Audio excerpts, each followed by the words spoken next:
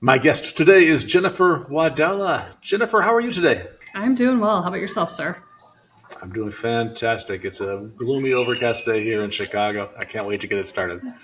We've got it here in Kansas City too. So, What do you do for a living, Jennifer? so I actually recently changed jobs. A couple months ago, I started as the director of front-end engineering at Interplay Learning. Excellent, director. So you're the boss. Yes, I'm a boss of bosses. Is that right? All right. Yeah. We call those Yep. M2s in my company. Gotcha. Management level 2. Have you been a manager your entire career? No, not my entire career.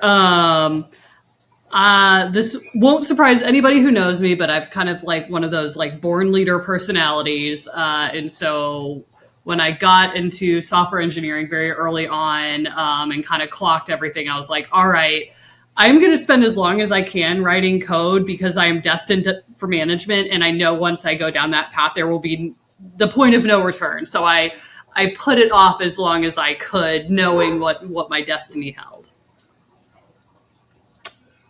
All right, but you eventually became a boss. Yes. And tell me about that transition. Was it something that was intuitive to you? You said you were destined for this. Did you just pick it up right away? I wouldn't say I picked it up right away. Like I am always learning and growing, and will continue to learn and grow throughout my management career. But it's definitely something that like feels natural and normal to me, and something I don't necessarily shy away from. So I feel like that transition was like fairly fluid for me. I had, gotten a lot of leadership and management experience running a nonprofit that I founded in Kansas City for, close to a decade. But then when I moved into it from a software career perspective, it was kind of building out a new discipline within a division of the company I was at, and kind of building a team from the ground up, figuring out a lot of stuff that way, but had a lot of great learnings already and a lot of mistakes I had already made in my nonprofit years. So, Let's talk about the things that you learned. Is there there's a lot of people that are either new to management or are still trying to figure it out, or maybe aspire to be managers. Is there a recipe for success? Now I'm a manager. I just do this, and everything will be okay. Does that exist somewhere? Is there a recipe? No. Have you read the book Salt, Fat, Acid, Heat, or heard of it? Say it again. Have you heard of the book Salt, Fat, Acid, Heat? No. Okay, so it's a cookbook, and they did a Netflix series about it a couple years ago. But I feel like I have the salt, fat, acid, heat of management, where it's not necessarily a recipe per se, but some core concepts to apply along your journey.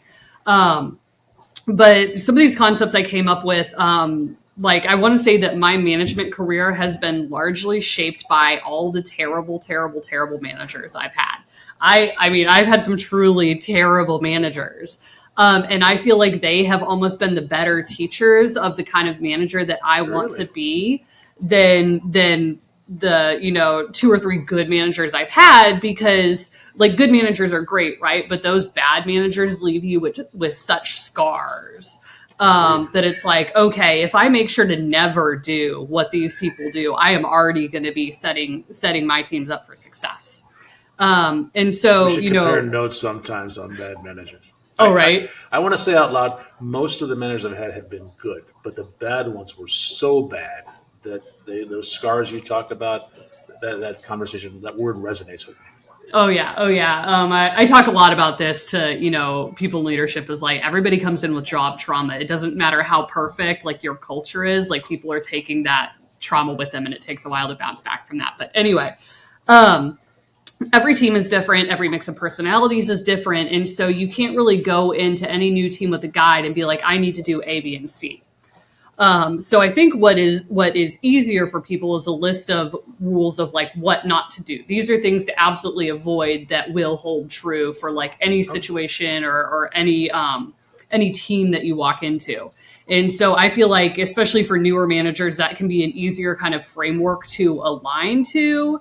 is instead of trying to do everything under the sun, all right, here's a shorter list of like, if you avoid these things, you're already going to be on the right track for, being a good leader and not creating an adverse environment for your team. Okay, so there aren't any always rules, but there's a bunch of never rules. Yes, that is a great way to summarize that. Thank you. All right. Yeah. So let's talk about some of the nevers. How many have you figured out? So I did this in the theme of a talk at one point called the 7 Deadly Sins of Management. And so I've tried to distill like the top 7 things, into like higher level themes. So if we list through those real quick, number 1 is, homophily. And if you haven't heard this word, it's the tendency to form strong social connections with people that share your defining characteristics. So, a lot of times we've talked about, culture fit. That can lead to a very homogenous environment where you're hiring people who are exactly like you, who share the same defining characteristics, and that can lead to a lack of diversity. So avoiding homophily, homophily being one of the deadly sins. Next up is delegation aversion. So managers that feel like they have to do everything to move the needle and refuse to figure out how to delegate to their team, that is a deadly sin. Next up is temptation I've had. It's hard. Because I know what I need to do, so who's better equipped to do it? It's more efficient for me to do it in the short term than it is to show someone else how to do it. Exactly, and that's such an easy pit to fall into, and it's just not scalable. And that is something you really have to practice, is getting comfortable with that release of that control, but also figuring out how to delegate effectively. Being delegation aversion is a hardcore deadly sin of management.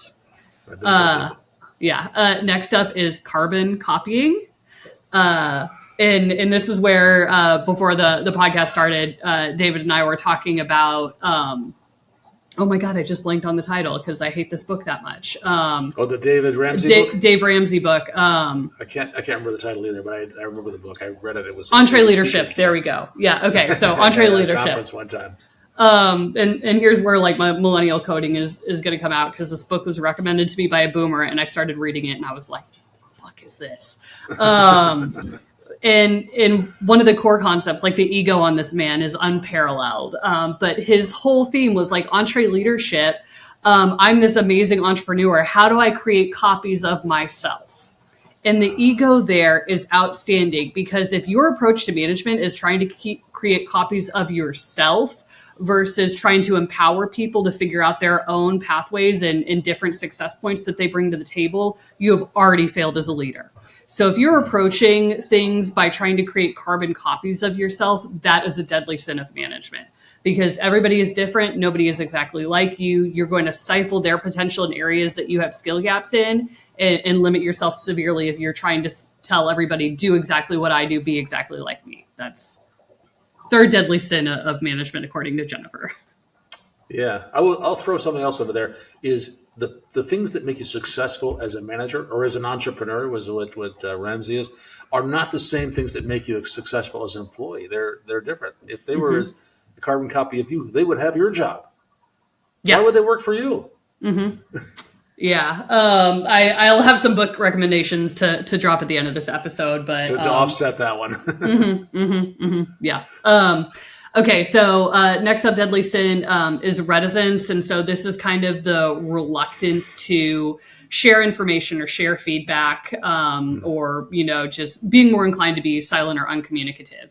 I see a lot of people get into management and they don't want to be the bad guy, and they miss the fact that people do need feedback. They need to be coached on where they're missing gaps. And so if you're so focused on being nice and being liked, you're really going to shortchange your people by not giving them the critical feedback that they need to hear. Yep.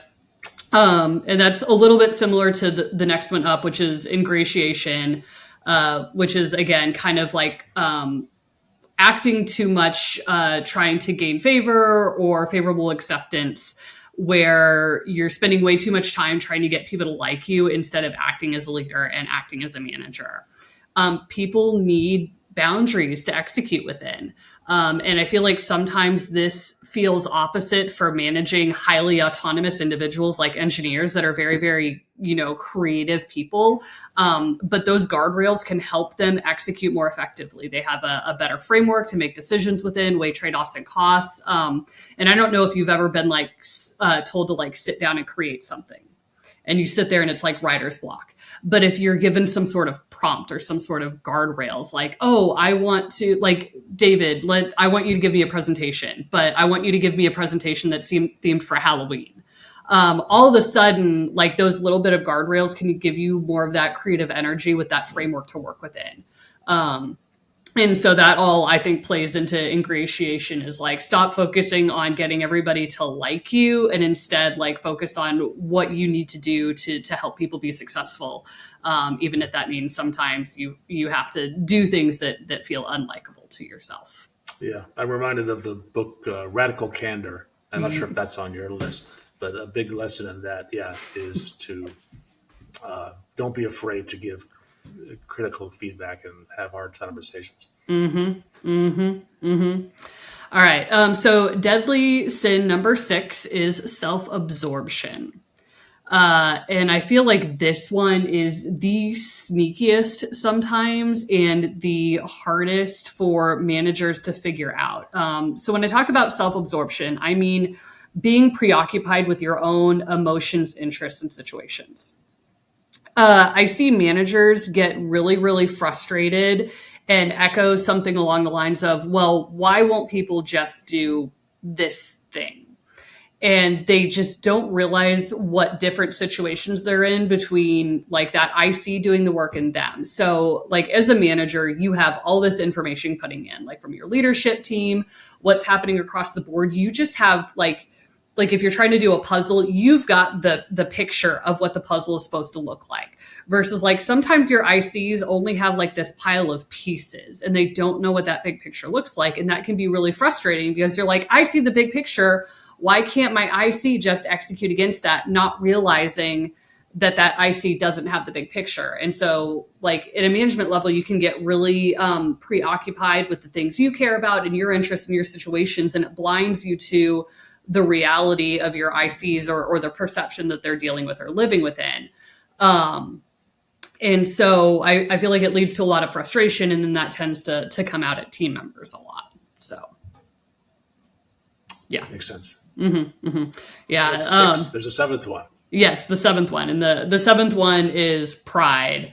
And so this is just the idea that, you deserve to be respected by other people. And just because you're a manager means everybody should do what you say all the time. And that is something to avoid. A good leader, a good manager should be somebody who unlocks the potential of other people. You as a manager should be a 10x engineer in the way that you were enabling your engineers to 10x their own productivity and in healthy ways, right?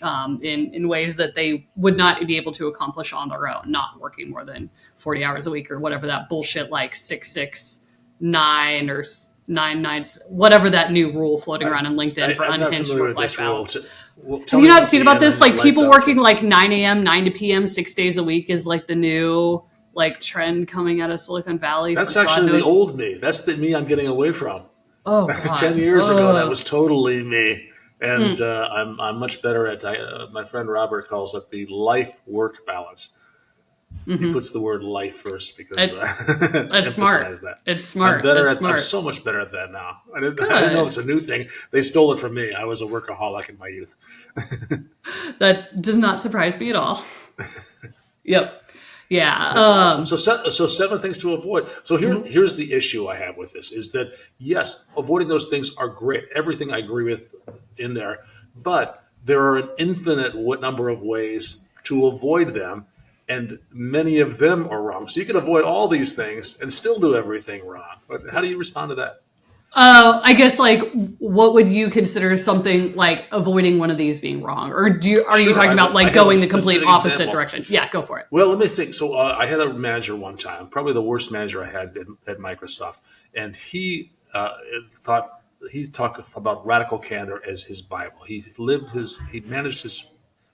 his management style after that, and Okay. he lived it. So first thing I did when I heard this is I read the book, Yeah. and I realized, yeah, he's following these things. He's not giving like praise all the time, but he went the opposite direction and started like finding criticism in everything I did. And it's hard to imagine anything more demotivating than that. That everything I did was wrong. Uh, he would give me feedback, and I'd say, "Thank you for that feedback. I appreciate that," which is kind of my standard response to Yeah. negative feedback. And I would act on it. I'd come back in our next one-on-one, and said, "Hey, you told me this, and I did this," and he would quickly brush it aside and ignore it, and have some other thing that either he blew out of proportion or made up. Actually, started making up things after a while. Yeah, he Ugh. followed this, but he totally misinterpreted it. So that's Yeah. my canonical example in my life of Yeah. someone that avoided the what is it, the reticence one, I think, Yeah. that you talked about, and yet failed completely as a manager. Did you ever watch Silicon Valley? I haven't. I know it's a big nerd culture thing, but Oh my God, but they had an episode about this where like one of the, I don't remember if he was like a CEO of like some, VC backed companies or whatever, but they were like courting him as a CEO. And he was like, "Oh yeah, I read Radical Candor," and then did exactly what your manager did, was like oh, I take should one watch piece this of, episode. oh my God, like everything in that show is so spot on. It's brilliant. But like that, like didn't fully read the book. And so there's nuance here, right, that needs to be applied. Yeah, And so that's the idea of like, yeah, that doesn't mean like only ever criticize. that's what Like he took away there's a from this, at least balance, for right? me. Yeah, and it's funny. So I might as well bring up some of the other books I have because one of the number one books is this video. By the way, you publish this video, Yes, it right? is absolutely. Okay, yeah. So this is one of my That's why I big only have books. good-looking people on the show, like you and me. Flattery will get you everywhere, sir. But thanks for the feedback. The Science and Art of Receiving Feedback Well Okay. speaks to this because everybody like receives feedback differently, and so a key Sure. piece of being a good manager is understanding how to give feedback to your team members, good and bad, because there are some Right. people that if you were to give them positive feedback, it's going to make them very uncomfortable. Hmm. So it's just everybody is different. That's such a key part of management, is figuring out those personalities and figuring out how to coach them, manage them, give them feedback effectively. So I love that book. And then one of the other ones I recommend all the time is First Break All the Rules. And so this is written by a couple of guys who assessed a crazy amount of data from Gallup, and the premise was trying to link good management to company success. So a lot of really interesting data-based points in this book from research over, hundreds of thousands of companies they talked to. And this spans technology. This is like every industry. They were like, what are the common patterns that we can find between good management that is directly tied to company success? And so again, talks about setting people up for success, how people are different, figuring out how to manage them, all key points. But yes, there is a level of nuance required here. It's not like, blind following. But I will say you bring up a great point, because for each of these deadly sins, I have an opposite thing to target. A good thing, like A good what do we thing. call it? Yeah. Seven saints or something. Yeah, exactly. So like, all right, in order to avoid homophilia, which is like, getting people that look the same, think the same, everything, we're going to target heterophilia, embracing diversity, looking for different, unique skills and viewpoints. For delegation aversion, instead of that, we're going to look for what I call conscious relegation. Spending conscious time thinking about tasks that can be get delegated, make sure they are delegated in a framework that's really, really effective. And as a manager, you should spend a large percentage of your time figuring out how to delegate, figuring out how to build a framework, and make expectations really, really clear for your team to work within. Yeah, there's a lot of trust involved in that. There is a lot of trust, and it is it is a total blind fall because you are giving up control here, but it's the only way that you're ever going to be able to have your team scale and be successful. Otherwise, like there's no point in you having a team. It's just you if you're not figuring out how to do this effectively. Got it. So, Here, I'll relate a thing that I learned. I actually went to business school many, many years ago. And one classic case study in an MBA management program is that the entrepreneur who becomes so successful that he builds this business and has lots of employees, and then all the skills that made him successful as an entrepreneur make him a terrible manager. And that's probably the number one thing, is he was able to do everything himself, which is why he built this incredibly successful business. And that just totally fails when you have 100 employees. It's a classic business school case. I don't know if you went to business school. I did actually. They're probably I did. still teaching that same case study. Yep. There was we're using a tool at my new job called Get DX, and they mentioned, what book did they mention? And I had totally forgotten about it because I haven't read it in like, what was I in business school, like 10, 15 years ago. And I'm going to have to look that up because I was like, oh man, I totally forgot about this. It still checks out. Anyway, back to deadly sins. So deadly sin number 3 is carbon copying, trying to create people in your image.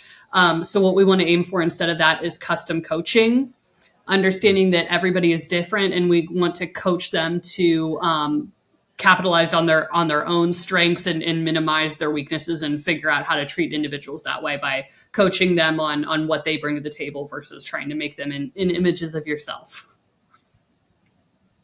Okay, so reticence was next. Yes, reticence.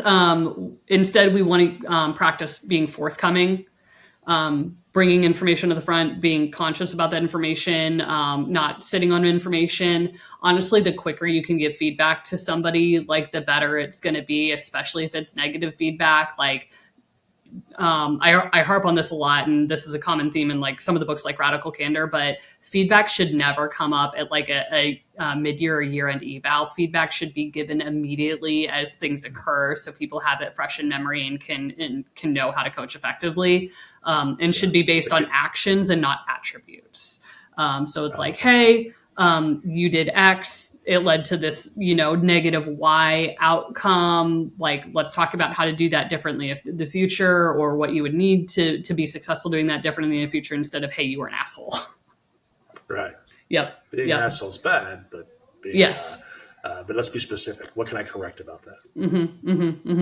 Yeah. And then similarly with ingratiation, like focusing too much on trying to be liked, we want to strive for authenticity, where, you're striking a balance of making sure that you're staying true to yourself, but not just focusing on being whatever version you think is going to be most perceived to be most liked by your team. You're not here to be their friend. You're here to be their boss and help them be successful. That's a little bit like parenting, right? It's like, okay, you need to provide boundaries and structure. Man, nothing prepared me for like being a toddler parent more than managing engineers. Maybe if you had been my manager, that might have prepared you a little bit for managing toddlers. No, I'm saying nothing has prepared me better than like managing engineers. Oh, better you have. Oh yeah, like some toddler meltdowns. I'm like, like me. Oh yeah, I'm like, oh no, it's fine. Your logic and your brain center has not developed yet. Like this is a totally normal response versus like, just like an engineer. Oh man. Where are we? I think you just talked about ingratiation was the last one. So yes. Yeah. So self-absorption is the idea of like being so focused on what's going on in your world that you're not aware of what's going on in IC worlds, and can lead to a lot of frustration and poor communication. So we want to strive for consideration instead. All right. Considering other people's point of view, what information are they working with? What's driving their priorities, and making sure communication aligns with that. And then finally with pride, we want to strive for humility. This is where servant leadership comes into play a lot. I feel like that's a fairly well-known theme at this point, that a lot of people, like even earlier in the management journey, have heard the idea of servant leadership. So that's definitely what we want to strive for here is, okay, instead of like, I'm the boss, do what I tell you, it's like, okay, how can I unlock ability for you? How can I set you up to be more successful? What can I do with my, managerial magic wand to enable you to do the things that are going to make us as a business successful? So. Yeah. I like this part of it, actually. This is, I think you responded to my question earlier, which is, it's not enough just to not do these things. What can I do? And I said something about there's no always, but there's lots of nevers. The always, it's just that the nevers are more specific. There's some concrete, don't do this. But when you talk about what you should do, those tend to be more adaptive. They have to be situational. Situational, depending on the people and the personalities that you're dealing with. Yeah, exactly. The dynamics so at play. Guidance you can give. It's not enough. I think. I think about this when I give a talk. I don't want to just say what not to do. I want to come away with some advice about what they can do to empower them to actually take action. And I think you've done that today. I really appreciate that. Good. I'm glad to hear it resonated. Yeah, I will say I feel like I also have a lot of empathy for a lot of managers because I've worked for so many freaking sociopaths and narcissists that I'm like, all right, like at least if you're a good person who's not like completely unhinged, like I can get past a lot of you committing some of these deadly sins. Sure. So yeah. That makes sense. We're not born as good managers. We're not born with that knowledge. We have to learn it along the way. Either somebody teaches us, or we figure it by trial and error, or whatever. There's, I shouldn't say some of us are born with intuitive knowledge about how to manage people, but that's by far the minority. Especially in software engineering. Yeah, exactly. Let's wrap it up. I know you do a lot of public speaking. You have anything coming up? I do not, because again, I just started this new job. I'm just past 2 months now.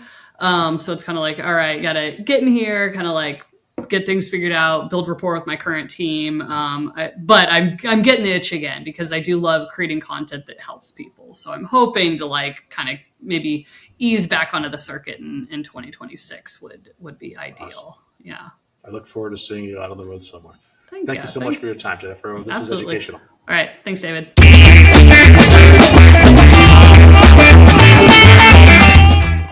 Are you even a millennial if you don't use at least 3 different technology platforms to have multiple different conversations with your friends at the same time?